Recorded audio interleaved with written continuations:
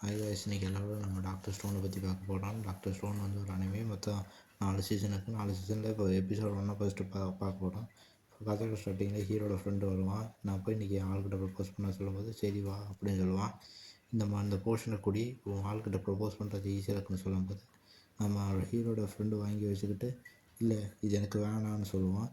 நம்ம ஹீரோ வந்துக்கிட்டு ஏன் அப்படின்னு கேட்கும்போது நான் என்னோடய தைரியத்தாலேயே பண்ணிக்கிறேன், அப்படி நான் பார்த்துக்கிறேன் அப்படின்னு சொல்லும்போது இன்னொருத்தங்கிட்ட என்ன நீ அவன்கிட்ட இது லவ் விட்டான் வேஸ்ட் பண்ணிட்டான்னு சொல்ல அது வேறு ஒன்று, அவன் குடிக்க மாட்டான்னு தெரியும் அப்படி சொல்லுவான்.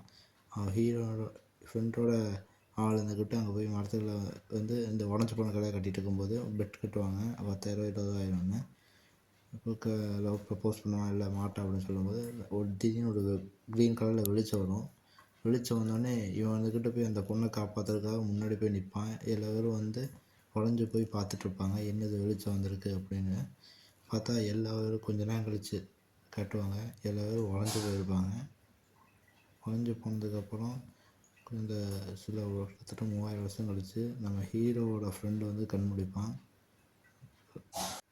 ஹீரோட ஃப்ரெண்டு வந்து கத்துவான், என்ன எனக்கு என்னாச்சு அப்படின்னு சொல்லிட்டு பார்க்கும்போது அந்த கல் அவன் மேலே வந்து ஒட்டின கல்லாக பார்ப்பான். இது எப்படி என் மேலே ஒட்டுச்சு, என்ன நடந்துச்சு அப்படின்னு சொல்லிட்டு யோசிப்பான். இதான் உலகமா அப்படின்னு சொல்லிட்டு பார்ப்பான். வெளியே வந்து பார்த்தா எல்லோரும் கல்லாக இருப்பாங்க. நம்ம ஹீரோட ஃப்ரெண்டுக்கு வந்து வாயடைச்சு போயிடும். அப்போ நம்ம ஹீரோ வந்துக்கிட்டு அவளை தேடி போகலான்னு சொல்லிட்டு போவான்.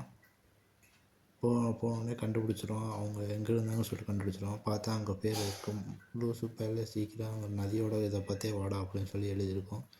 நம்ம ஹீரோட ஃப்ரெண்டு புரிஞ்சுக்கிட்டு அதையே தொடர்ந்து போயிட்டுருப்பான். திடீர்னு பார்த்தா நம்ம ஹீரோ மேலே நின்றுட்டு வந்துட்டியாடா அப்படின்னு சொல்லிட்டு கேட்பான். நம்ம ஹீரோட ஃப்ரெண்டுக்கு உடனே வாயடைச்சி போய் டேய் நண்பா நீ இங்கே தான் இருக்கிறியா அப்படின்னு சொல்லிட்டு வந்து கட்டிப்பிடிக்க வருவான்.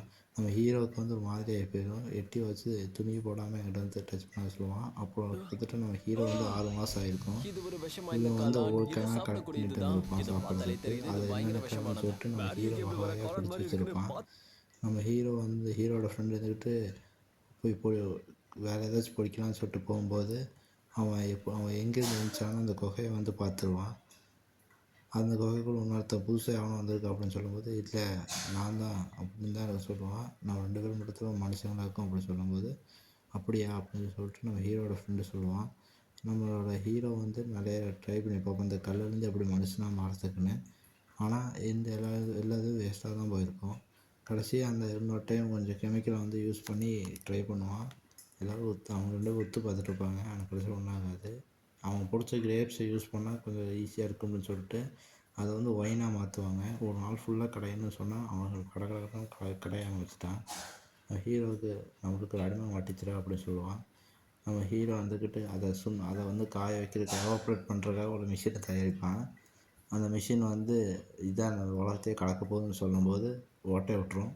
அதெல்லாம் போகும் சொல்லி இதோட சீசன் 1 எபிசோட் 1